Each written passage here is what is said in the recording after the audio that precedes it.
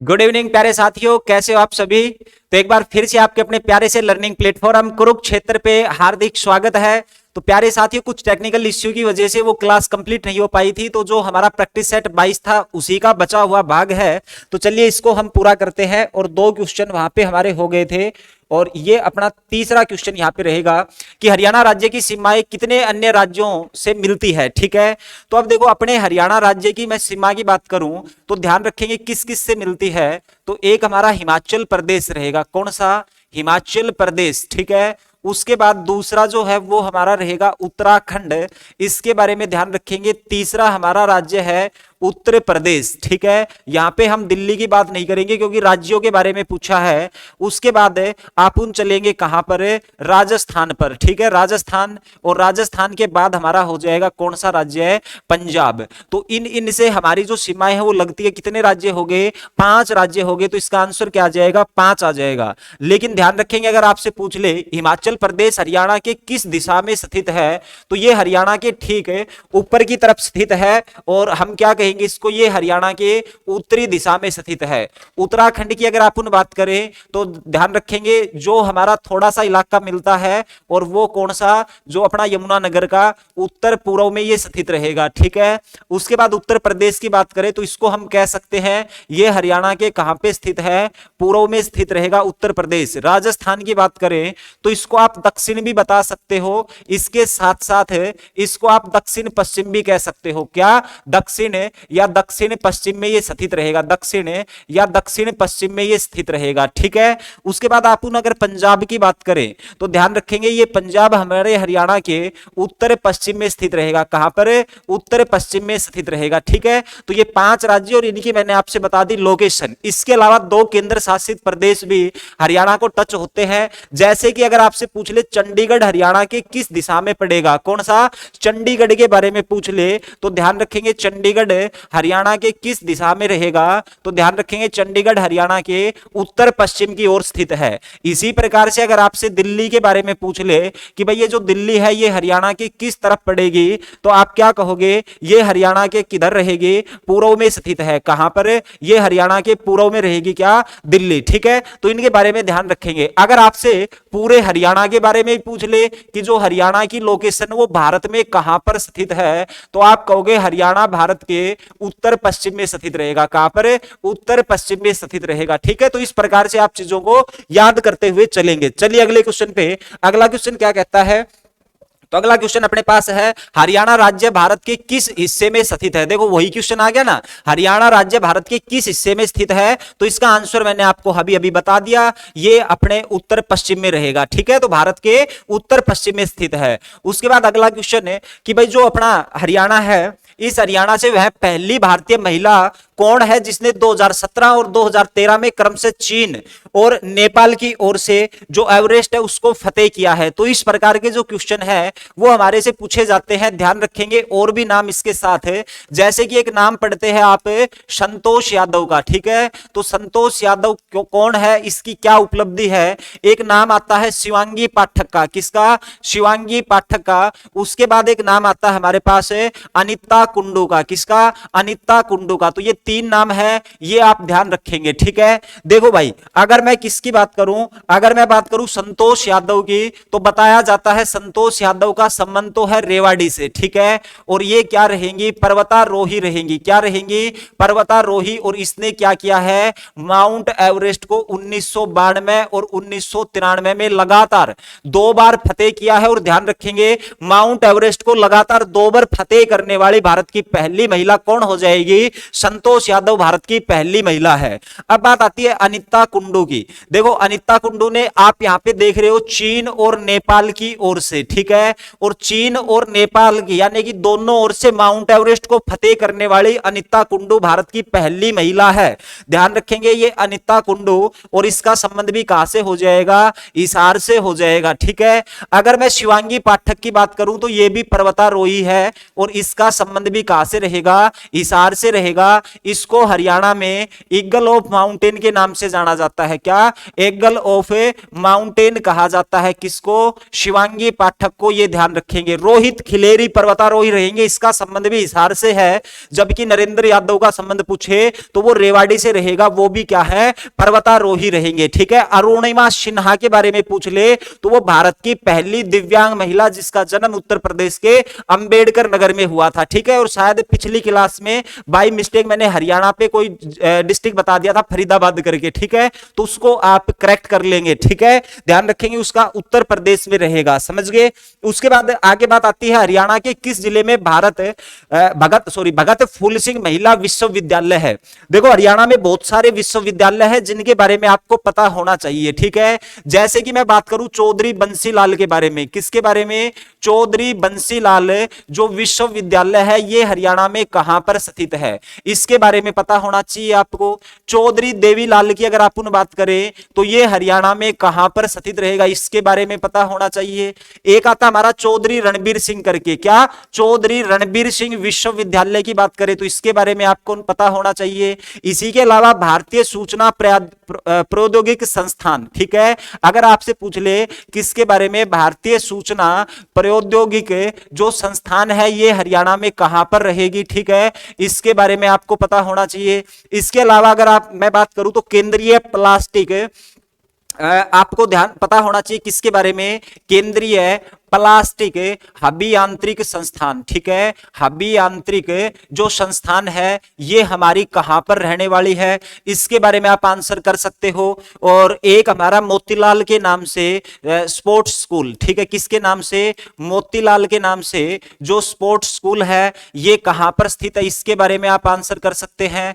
इसके अलावा आप मेरे को भीमराव के नाम से, ठीक है, भीमराव के नाम से, अंबेडकर जी के नाम से एक हरियाणा में कानून विश्वविद्यालय रहेगा, ये कहां पर स्थित है, इसके बारे में आप आंसर कर सकते हैं। ठीक है। तो देखो इनके बारे में हम आंसर करेंगे तो शायद इसकी लोकेशन तो आप सभी जानते होंगे। चौधरी बंसीलाल की अपन बात करें तो बंसीलाल का जन्म ही 1927 गोलागढ़ भिवानी में हुआ था, तो ये भिवानी हो गया। ताऊ देवीलाल है, इसके नाम से जो विश्वविद्यालय है ये हमारा सिरसा जिले में स्थित रहेगा। चौधरी रणबीर सिंह की बात करें तो ध्यान रखेंगे ये जींद में रहेगा, कहां पे, जींद में। भारतीय सूचना प्रौद्योगिकी संस्थान की बात करें तो ये हमारी किलावड़ सोनीपत में स्थित रहेगी। उसके बाद केंद्रीय प्लास्टिक अभियांत्रिक संस्थान की बात करें तो ध्यान रखेंगे ये भी सोनीपत के मुरथल में रहेगा। ठीक है। उसके बाद मोतीलाल नेहरू स्पोर्ट्स स्कूल की बात करें तो ये हमारी राई में रहेगा। और भीमराव अंबेडकर की अगर बात करें तो ये भी हमारा कहां पे रहेगा, सोनीपत में रहेगा। अगर आपने प्रीवियस क्लास देखी है तो चीजें आपको याद सी हो गई होंगी। ठीक है। देखो बार बार रिवीजन करेंगे ना तभी चीजें याद होंगी। देखो चौधरी बंसीलाल की स्थापना कब हुई थी, अगर इसकी स्थापना के बारे में हमसे पूछ लिया जाए तो आपको क्या ध्यान रखना है कि जी इसकी स्थापना हुई थी 2014 में। ठीक है। और इनमें से एक और विश्वविद्यालय जो चौधरी रणबीर सिंह करके है, इसकी स्थापना भी कब हुई थी तो ध्यान रखेंगे ये भी 2014 में हुई थी। कब हुई थी, 2014 में हुई थी। ठीक है। मैं इधर लिख देता हूं अगर आपको दिखाई नहीं दे रहा तो रणबीर सिंह की स्थापना कब हुई थी, 2014 में। ताऊ देवीलाल का निधन हुआ था भाई 2001 में। क्या ध्यान रखेंगे, इसका निधन तो 2001 में हुआ था लेकिन यूनिवर्सिटी स्थापित हुई 2003 में। ठीक है। उसके बाद मोतीलाल जो नेहरू जो ये स्पोर्ट्स स्कूल है इसकी स्थापना स्कूल के रूप में 1973 में हुई थी, लेकिन आज ये यूनिवर्सिटी बन चुकी है और इसको यूनिवर्सिटी का जो दर्जा दिया जाता है वो 2019 में दिया जाता है। ठीक है। तो मोतीलाल नेहरू के नाम से जो है इसको यूनिवर्सिटी का दर्जा कब मिला, 2019 में। भीमराव अंबेडकर की स्थापना हुई थी भाई 2012, ध्यान रख लेंगे। यह हरियाणा का पहला कानून विश्वविद्यालय रहेगा भीमराव अंबेडकर के नाम से।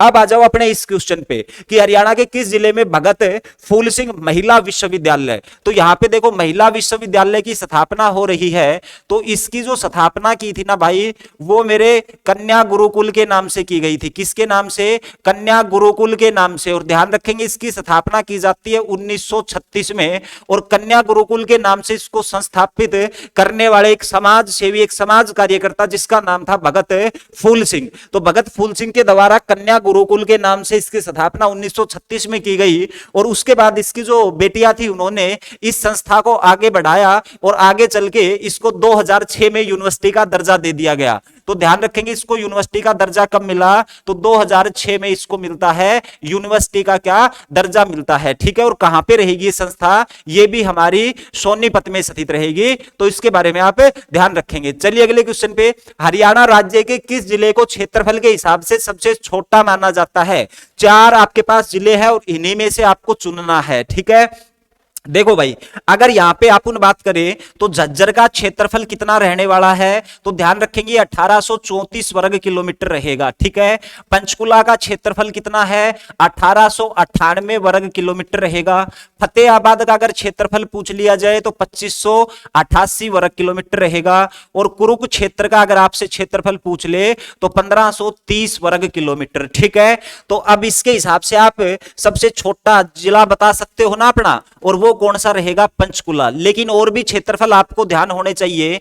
अगर आपसे पूछ ले हरियाणा का सबसे बड़ा जिला यानी कि सिरसा के बारे में पूछ ले तो सिरसा का आप मेरे को क्षेत्रफल बताएंगे। उसके बाद आप कमेंट में करो भाई हिसार का क्षेत्रफल, उसके बाद आप भिवानी का क्षेत्रफल बताओ कितना रहेगा। इसके अलावा अपन बात करें तो महेंद्रगढ़ का, ठीक है, महेंद्रगढ़ का जो क्षेत्रफल है वो कितना रहेगा। रेवाड़ी का क्षेत्रफल कितना रहने वाला है। उसके बाद आप गुरुग्राम के बारे में बता सकते हो, इसका क्षेत्रफल कितना रहेगा।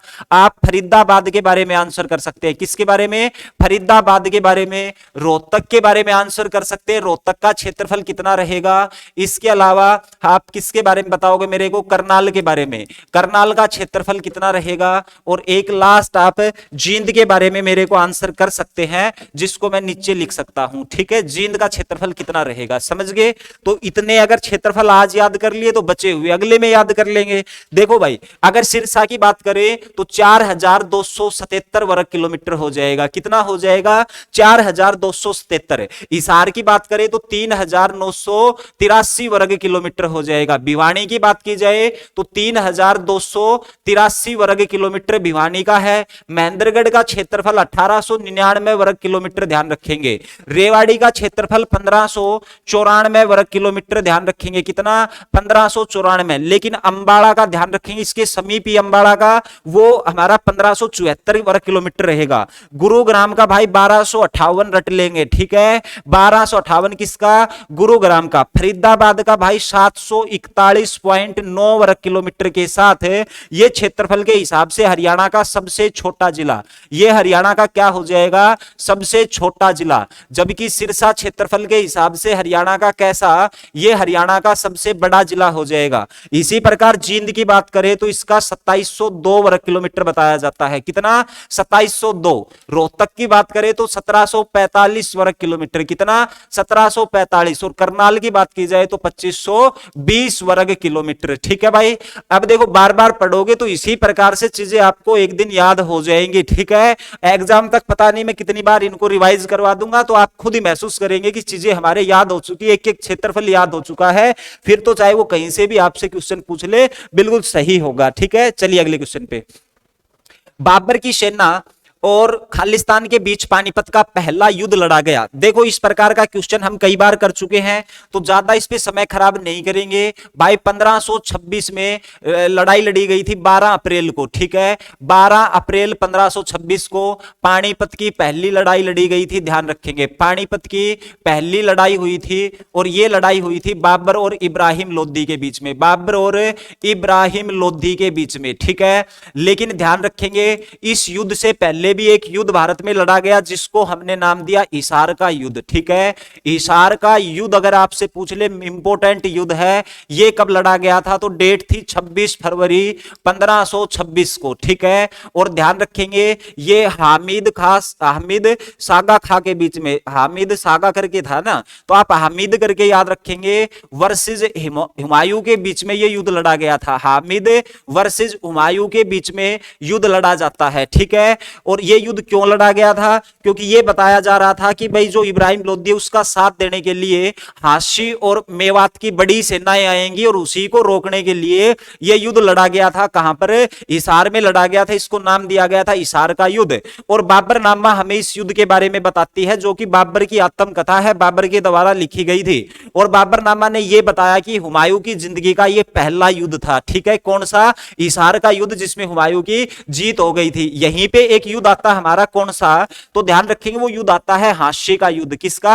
हास्य का युद्ध। और हास्य का युद्ध कब लड़ा गया था, तो ध्यान रखेंगे 1037 में, ठीक है। और ये किसके बीच में, तो मसूद शाह, ठीक है, मसूद शाह, मोहम्मद गजनवी से संबंधित है ना मसूद, और वर्सेज कौन हो जाएंगे, कुमारपाल देव। कौन, कुमारपाल देव। और एक बार तो पेपर में ये पूछ लिया गया था ये युद्ध कितने दिन तक चला था, ये युद्ध बताया जाता है 12 दिन तक लड़ा गया था। कितने दिन तक है, 12 दिन तक। कौन सा युद्ध, हास्य का युद्ध, आप ध्यान रखेंगे, ठीक है। तराइन का तीसरा युद्ध 1215 में यल्दोज कुबाचा और इल्तुतमिश के द्वारा लड़ा गया था, वो भी आप ध्यान रखेंगे, ठीक है। तो चलिए अगले क्वेश्चन पे, इसका आंसर आ जाएगा भाई क्या, तो ये बाबर की सेना और लोधी साम्राज्य, ठीक है। कौन, लोधी साम्राज्य के बीच में। और फिर इब्राहिम लोधी है ना, वो उसकी मृत्यु हो जाती है, और जैसे इब्राहिम लोधी की मृत्यु हुई तो उसका मकबरा भी किसने बनवाया था, बाबर ने उसके मकबरे का निर्माण पानीपत में ही करवाया था। और ध्यान रखेंगे दिल्ली सल्तनत का पहला सुल्तान जिसकी युद्ध भूमि में मृत्यु हुई थी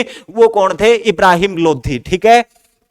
चलिए आगे, इब्राहिम लोधी का मकबरा किस शहर में स्थित है, तो इसका आंसर तो मैंने अभी बता दिया, कहां पे स्थित रहेगा, ये पानीपत में। लेकिन बहुत सारे मकबरे हैं उनके बारे में कर लेते हैं। एक हमारे पास 40 हाफिज का मकबरा आता है, किसका, 40 हाफिज का मकबरा, इसके बारे में आप बताएंगे। एक मकबरा आता है हमारे पास शेख चिल्ली का मकबरा, किसका, शेख चिल्ली का मकबरा, इसके बारे में बता देंगे। ये मकबरा अपने हरियाणा में कहां पर रहेगा।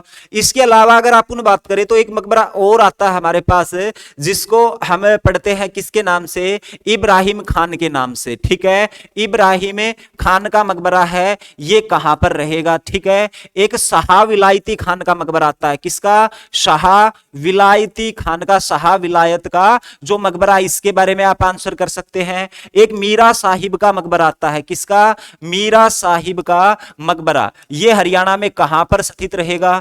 एक मकबरा आप खिज्र खा का बता सकते हो, खिज्र खा का मकबरा, ये हरियाणा में कहां पर स्थित रहेगा, ठीक है। तो इतने मकबरे तो बहुत रहेंगे। देखो भाई, अगर आप बात करें किसके बारे में, 40 हाफिज का मकबरा, तो ये हमारा हिसार में रहेगा, रट लेंगे इसको। उसके बाद शेख चिल्ली का मकबरा भाई थानेसर में है, कहां पे है, थानेसर में है, मुगल द्वीप के नाम से जाना जाता है थानेसर को, ये कहां पे रहेगा, थानेसर में। अब इस मकबरे की खास बात क्या है, शेख चिल्ली का मकबरा, तो बताया जाता है एक इतिहासकार जिसका नाम था डेविस रॉय, और ये जो डेविस रॉय है ना, ये लिखता है इसको हरियाणा का ताज कहा जाता है। ये ताजमहल से भी क्या बताया जाता, हरियाणा का ताज मतलब ताजमहल के बाद दूसरा सबसे सुंदर मकबरा, ऐसा कुछ है, ठीक है। तो हरियाणा का ताजमहल पूछे तो आप क्या कहोगे, शेख चिल्ली का मकबरा। शेख चिल्ली एक सूफी संत थे भाई, शाहजहां और दारा शिकोह के ये गुरु हुए हैं, कौन है, शेख चिल्ली, ठीक है। तो इसका मकबरा कहां पे रहेगा, थानेसर में। इब्राहिम खां का मकबरा बात करें तो देखो, इब्राहिम लोधी का मकबरा तो पानीपत में, लेकिन इब्राहिम खां का मकबरा है ये नारनौल में रहेगा, कहां पे, नारनौल में रहेगा, समझ गए। उसके बाद आगे बात आती है शाह विलायती का मकबरा, ये भी हमारा कहां पे रहेगा, नारनौल में रहेगा। नारनौल का पुराना नाम नरराष्ट्र या नंदीग्राम के नाम से जाना जाता था। हरियाणा में बावड़ियों का शहर कहा जाता है, सिंगों का ढेर कहा जाता है, किसको, नारनौल को। इसके अलावा 360 बावड़ियों का नगर पिंजौर को कहा जाएगा, नहरों का नगर टोहाना को कहा जाता है। मीरा साहिब का मकबरा कहां पे रहेगा मेरे भाई, तो ये रहेगा करनाल में, कहां पे रहेगा, करनाल में। खिज्र खां का मकबरा तो आप सभी जानते ही होंगे, कहां पे रहेगा, सोनीपत में रहेगा। लेकिन इस मकबरे की खास बात क्या है, तो ये किस शैली का बना हुआ है। यहां से आपसे शैली पूछ ले तो ध्यान रखेंगे पठान शैली का बना हुआ है। किस शैली का, पठान शैली का बना हुआ है, और इसका निर्माण इब्राहिम लोधी के द्वारा करवाया गया था, ठीक है। इब्राहिम लोधी ने इसका क्या करवाया था, निर्माण करवाया था, किसका, खिज्र खां के मकबरे का, ठीक है। तो इब्राहिम लोधी का मकबरा कहां पे रहेगा मेरे भाई, पानीपत में स्थित रहेगा। अगला क्वेश्चन है, कौन सी जगह संत सूरदास के जन्म स्थान का रूप मानी जाती है, तो इसको तो आप सभी जानते हैं कि भाई इसका जन्म हुआ था फरीदाबाद के सीही में, ठीक है। कहां पे, फरीदाबाद के सीही में हुआ था, ठीक है। अब देखो ध्यान रखो कि जो संत सूरदास है इसकी क्या हो जाएगी, दो रचनाएं, कौन कौन सी, सूर सागर और सूर साउली, ठीक है। ये अगर आपसे रचना पूछ ले तो ये किसकी रचना है, ध्यान रखेंगे दोनों की दोनों रचनाएं हैं, ये अपने सूरदास की हो जाएगी, किसकी, सूरदास की। उसके बाद बात आती है कि सूरदास के संगीत के गुरु कौन थे, संगीत का गुरु कौन था। और उसके बाद एक हमारा आता है क्या, दर्शन शास्त्र। तो इसके जो दर्शन शास्त्र है उसके गुरु कौन थे। देखो भाई संगीत के गुरु की बात करें तो सह से पढ़ लेना संत और हरिदास, क्या संत हरिदास। और दर्शन शास्त्र की बात करें तो यहां पे हो जाएंगे वल्लभाचार्य। कौन हो जाएंगे, वल्लभाचार्य। ऐसे ही एक व्यक्ति जिसको हम हरियाणा का प्रथम राज्य कवि कहते हैं, और हरियाणा का प्रथम राज्य कवि है उसका नाम आप मेरे को बता सकते हैं, और उसका नाम क्या हो जाएगा, उदय भानु हंस। कौन हो जाएंगे, उदय भानु हंस। देखो भाई उदय भानु हंस का जन्म आपसे पूछ लिया जाए कि इसका जन्म कब हुआ था, 1926 मुजफ्फरगढ़ पाकिस्तान में जन्मे थे उदय भानु हंस।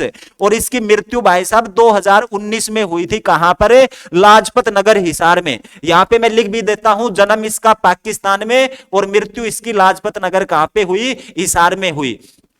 अब देखो कुछ रचनाएं इसकी पूछी जाती है, जैसे कि संत सिपाही किसकी रचना है, कौन सी, संत सिपाही के बारे में पूछ ले आपसे। शंख शहनाई के बारे में पूछ ले कि शंख शहनाई किसकी रचना है। देशम देश हरियाणा, कौन सी, देशम देश हरियाणा, ये किसकी रचना है। ठीक है, तो संत सिपाही हो गया, इसके अलावा शंख शहनाई हो गया, देशम देश हरियाणा हो गया, और शायद एक दो रचना और होगी, एक बार मैं चेक कर लेता हूं। हाँ, तो एक है इसकी मुक्तावली और भेड़ियों के ढंग। कौन सी, एक रचना है मुक्तावली, समझ गए, और एक कौन सी हो जाएगी, भेड़ियों के ढंग। कौन सी हो जाएगी, भेड़ियों के ढंग। ये किसकी रचना है, तो ये हो जाएगी भाई किसके, उदय भानु हंस की। समझ गए, संत सिपाही, शंख शहनाई, देशम देश हरियाणा, हंस, मुक्तावली और भेड़ियों के रंग। अब देखो इसकी खास बात क्या थी, तो देखो इसको ना अपन हरियाणा का रुबई सम्राट भी कहते हैं। क्या कहते हैं उदय भानु हंस को, तो आपसे पूछे भाई हरियाणा का रुबई सम्राट किसे कहा जाता है, क्या पूछे,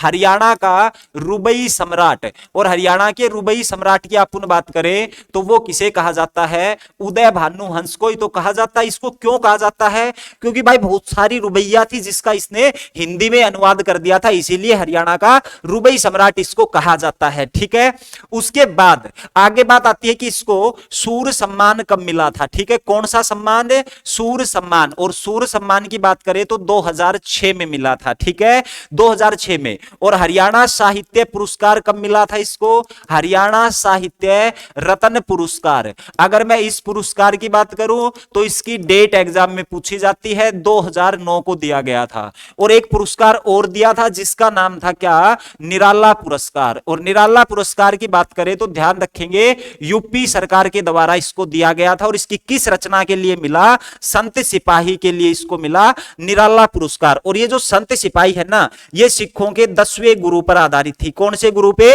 10वें गुरु। और 10वें गुरु का नाम क्या था, गुरु गोविंद। कल भी पढ़ा था ना, गुरु गोविंद भगानी का युद्ध जीतकर शस्त्र धोने का काम किया था, कपाल मोचन यमुना नगर, जिसको हम शस्त्रा घाट भी बोलते हैं। और युद्ध जीतकर गए कहां पे थे, नड्डा साहिब या नाडा साहिब गुरुद्वारा पंचकुला। ध्यान रखेंगे किससे संबंधित है, गुरु गोविंद से संबंधित। ठीक है, अब देखो भाई साहब एक कंफ्यूज यहां पे होगा, और उस कंफ्यूज को मैं यहीं पे दूर कर देता हूं। वो क्या कि यहां पे मैंने आपसे बताया है किसके बारे में, संत सिपाही जो इसकी रचना है ये किसके ऊपर आधारित थी, किसके बारे में, संत सिपाही रचना के बारे में। लेकिन आप ध्यान रखेंगे अगर आपसे पूछ ले हरियाणा के दूसरे राज्य कवि, ठीक है, हरियाणा के दूसरे राज्य कवि, यहीं पे डाउट होगा, हरियाणा के दूसरे राज्य कवि। और हरियाणा के दूसरे राज्य कवि का दर्जा मिलता है खुशीराम शर्मा को। ठीक है, किसको, खुशीराम शर्मा को। और ध्यान रखेंगे खुशीराम शर्मा की रचनाएं सबसे पहले जो डाउटफुल है, गुरु गोविंद। कौन सी, गुरु गोविंद। और यहां पे हमने क्या कहा, संत सिपाही जो उदय भानु हंस की थी। ठीक है, और जो 10वें गुरु, गुरु गोविंद के ऊपर आधारित थी। लेकिन गुरु गोविंद जो रचना है वो किसकी, खुशीराम शर्मा की। इस डाउट को क्लियर कर लेंगे। इसके अलावा युद्ध चरित्र ध्यान रख लेंगे, कौन सी, युद्ध चरित्र। और एक ध्यान रखेंगे राणा निमंत्रण, कौन सी, राणा निमंत्रण। ये 3 रचनाएं किसकी, ये खुशीराम शर्मा। ध्यान रखेंगे अगर हरियाणा के प्रथम उर्दू भाषा के राज्य कवि पूछे तो उसका नाम अनूपचंद आफ्ताब हो जाएगा। इतने से आपका काम चल जाएगा। चलिए आगे। उसके बाद हरियाणा में किस कंपनी के ट्रैक्टर कारखाने को सरकार द्वारा बंद कर दिया गया है, तो आपको पता है भाई जो ट्रैक्टर कारखाना था वो था हमारे पास HMT ट्रैक्टर उद्योग, जो कि पिंजौर पंचकुला में था। ठीक है, कहां पे था, पिंजौर पंचकुला में। समझ गए, तो इसका ध्यान भी रख लेंगे, ये कहां पे रहेगा भाई, पिंजौर पंचकुला में। एक अगर आपसे नैनो उद्योग पूछ ले तो ध्यान रखेंगे नैनो उद्योग के बारे में, ये रायपुर रानी पंचकुला में रहेगा। कहां पर रहेगा? ये पंचकुला में ही स्थित रहेगा नैनो उद्योग, ठीक है। लेकिन ध्यान रखेंगे औद्योगिक नीति से बहुत सारे क्वेश्चन हैं वो अपने एग्जाम में पूछे जाते हैं। और वो क्या क्या, जैसे कि आपसे पूछ लिया जाए हरियाणा में औद्योगिक रूप से संपन्न जिला कौन सा है? क्या हरियाणा में किसके औद्योगिक रूप से संपन्न जिला, औद्योगिक रूप से संपन्न जिला कौन सा है, इसके बारे में पूछ सकता है। अब देखो कोई ना कोई जिला अपने हरियाणा में औद्योगिक रूप से संपन्न होगा, तो कोई ना कोई औद्योगिक रूप से, मैं केवल पिछड़ा लिख देता हूं, पिछड़ा जो जिला है वो कौन सा होगा, ठीक है। एक आपने सैज का नाम सुना है, सैज, ठीक है। आपसे पूछ सकता है कि भाई जो हमारा सैज है ना, वो एक्ट कब आया था हरियाणा में? सैज एक्ट कब आया था, ठीक है। हरियाणा में जो सैज एक्ट है ना, ये कब आया था, इसके बारे में आपसे पूछ सकता है। उसके बाद आपसे पूछ देगा भाई जो सर्वाधिक सैज है ना वो कहां पर स्थापित हुआ था, ठीक है। सबसे बड़ा या फिर सर्वाधिक के बारे में आपसे पूछ सकता है। उसके बाद हरियाणा में ग्रामीण खाद्य बोर्ड, ठीक है, क्या नाम, खाद्य ग्राम उद्योग बोर्ड, ठीक है। तो हरियाणा जो खाद्य ग्राम उद्योग बोर्ड है इसकी स्थापना कब हुई, ठीक है, इसकी स्थापना कब हुई। और एक मोस्ट इंपोर्टेंट क्वेश्चन है, हरियाणा वित्त निगम की स्थापना कब हुई? किसकी? हरियाणा वित्त निगम की जो स्थापना है ये कब हुई थी? इन क्वेश्चनों के बारे में आप आंसर करेंगे और ये बड़ी इंपॉर्टेंट चीज है, ध्यान रखेंगे, ठीक है जी, बड़ी इंपॉर्टेंट चीज है, इसके बारे में आप ध्यान रखेंगे। देखो भाई हरियाणा में अगर मैं बात करूं औद्योगिक रूप से संपन्न, तो इसको डॉक्टर राजेंद्र प्रसाद के सपनों का शहर कहा जाता है, जो कि अपने भारत के पहले राष्ट्रपति हुए थे। उन्होंने सपना देखा था कि दिल्ली के आसपास कोई क्षेत्र ऐसा हो जो औद्योगिक रूप से संपन्न हो, और उसका सपना साकार भी हुआ। और ध्यान रखेंगे वो हमारा कौन सा रहेगा? फरीदाबाद जिला रहेगा, ठीक है। हरियाणा का औद्योगिक रूप से ये संपन्न जिला है। हरियाणा का औद्योगिक रूप से पिछड़ा जिला हमारा खनिजों का शहर महेंद्रगढ़ हो जाएगा, समझ गए। उसके बाद सैज की बात करूं तो सबसे पहले आपको यह पता होना चाहिए सैज की फुल फॉर्म क्या होगी। तो सैज की फुल फॉर्म होती है स्पेशली इकोनॉमिक जोन हो जाएगा, विशेष आर्थिक क्षेत्र। अब ये चीज होती क्या है? तो देखो जिसको भी विशेष आर्थिक क्षेत्र बनाया जाता है तो वहां पे जो हमारे बहुत सारे जो टैक्स वगैरह है, बहुत सारी सुविधाएं अवेलेबल करवाई जाती है, किसको डेवलप करने के लिए? कारखानों को डेवलप करने के लिए। औद्योगिक जो कारखाने वो ज्यादा से ज्यादा आके वहां पे स्थापित हो, ठीक है। टैक्स वगैरह में अगर हम छूट दे देंगे तो वहीं पे क्या नाम है कारखाने स्थापित होंगे। इसके अलावा बहुत सारी क्या नाम है हमारी जो क्या नाम है छूट वगैरह दी जाती है इसमें, ये ध्यान रखेंगे। सैज मतलब विशेष आर्थिक क्षेत्र होता है, ठीक है। तो इसका एक्ट आया था 2006 में। कब आया था? 2006 में। और सर्वाधिक जो सैज है ना भाई वो अपना झज्जर जिला हो जाएगा। कौन सा? झज्जर, शहीदों का शहर झज्जर। यहां पे सर्वाधिक सैज, सबसे बड़ा सैज रिलायंस कंपनी के द्वारा वो भी यहीं पे झज्जर में स्थापित किया गया था। हरियाणा खाद्य ग्राम उद्योग बोर्ड, इसको मैं क्यों लेके आया? क्योंकि देखो मैं एक डेट पढ़ा रहा था आपसे 1969, और 1969 क्यों महत्वपूर्ण है? क्योंकि जी जो हरियाणा में राजभाषा का अधिनियम आया था वो 1969 को आया था। इसके अलावा हरियाणा विद्यालय शिक्षा बोर्ड की स्थापना 1969 को हुई थी, और हरियाणा कृषि विपणन मार्केटिंग बोर्ड की जो स्थापना है वो भी 1 अगस्त 1969 को हुई थी, ठीक है। अब देखो जो ये खाद्य ग्राम उद्योग बोर्ड है ना, इसकी स्थापना भी 1969 को हुई, और इसकी स्थापना कब हुई? 1 फरवरी 1969 को, ठीक है। सारी मैंने कहा था ना आपको डेट तो मैं सारी याद करवा दूंगा, और ये वो डेटें हैं जो आपको लाखों बच्चों से आगे लेके जाएगी अगर सही हो गई तो, ठीक है। तो आप विश्वास रखिए मैं रटवा दूंगा इन डेटों को। उसके बाद एक डेट और आज मैं शामिल कर लेता हूं इसमें, और वो हमारी क्या है? हरियाणा वित्त निगम। सीईटी के पेपर में भी ये पूछा गया था, और ये ध्यान रखेंगे 1 अप्रैल 1967 को हरियाणा वित्त निगम की क्या होती है? स्थापना होती है, समझ गए। तो 2 महत्वपूर्ण क्वेश्चन मैंने आपको यहां पे बताए हैं, ठीक है। सैज के बारे में भी बताया है, ये 2006, तो इसको मैं याद करवा दूंगा। अभी बस आप इनको देख ले कि हाँ भाई इस प्रकार की डेटें हैं, ठीक है। इनका रिवीजन इतनी बार कर देंगे ये चीजें अपने आप याद हो जाएंगी। उसके बाद आगे चलो, हरियाणा सरकार श्री कृष्ण सरकारी आयुर्वेदिक कॉलेज उन्नयन करने और उसे एक आयुष विश्वविद्यालय का रुतबा प्रदान करने की योजना बना रही है। तो वर्तमान में यह कॉलेज कहां पर स्थित है? तो देखो भाई इस कॉलेज की स्थापना हो चुकी है विश्वविद्यालय के रूप में 2018 में, ठीक है। और 2018 में हरियाणा का पहला आयुष विश्वविद्यालय, हरियाणा का क्या हो जाएगा ये प्रथम आयुष विश्वविद्यालय। और इसके बारे में अगर आपसे पूछ लिया जाए तो भाई जहां पर हरियाणा का पहला विश्वविद्यालय स्थापित हुआ था वहीं पे हरियाणा का प्रथम आयुष विश्वविद्यालय हो जाएगा।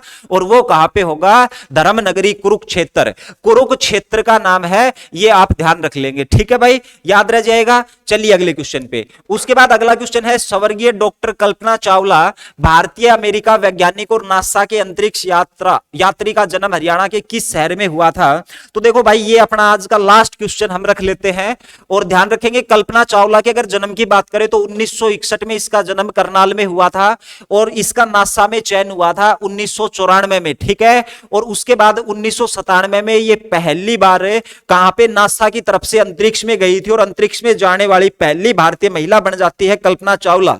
उसके बाद अंतरिक्ष में कुल 2 बार गई थी और दूसरी बार 16 जनवरी 2003 को उड़ान भरती है, लेकिन वापस आते वक्त 1 फरवरी 2003 को इसका जो विमान है कोलंबिया विमान वो दुर्घटनाग्रस्त हो जाता है, ठीक है, और इसकी मृत्यु हो जाती है। और ध्यान रखेंगे कल्पना चावला का जन्म 1961 करनाल में हुआ था, ठीक है।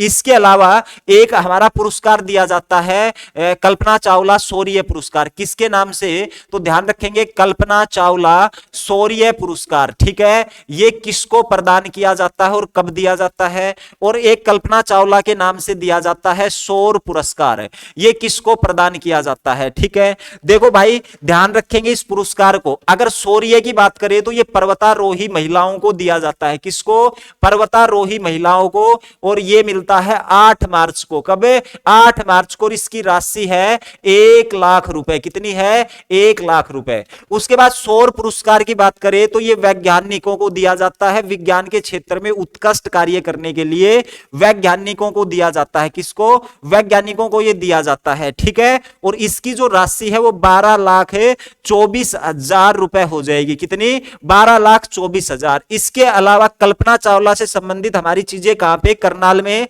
लेकिन एक हमारे पास क्या रहेगा, राष्ट्र को समर्पित है कल्पना चावला के नाम से तारामंडल, ठीक है। तो ध्यान रखेंगे अगर कल्पना चावला के नाम से तारामंडल आपके एग्जाम में पूछ लिया जाए तो वो हमारा कहां पे होगा, कुरुक्षेत्र में होगा, ठीक है। 2007 राष्ट्र को समर्पित, ये ध्यान रखेंगे, ठीक है भाई। तो उम्मीद करता हूं क्लास आपको पसंद आई होगी। कुछ टेक्निकल इश्यू की वजह से हम जो क्लास है प्रीवियस क्लास उसको कंटिन्यू नहीं कर पाए थे, उसी का बचा हुआ ये भाग है, ये करवाया है, ठीक है। तो अगर आपको क्लास हमारी पसंद आई है तो चैनल को सब्सक्राइब करें, लाइक करें और ज्यादा से ज्यादा इसको शेयर करना है। धन्यवाद, जय हिंद, जय भारत।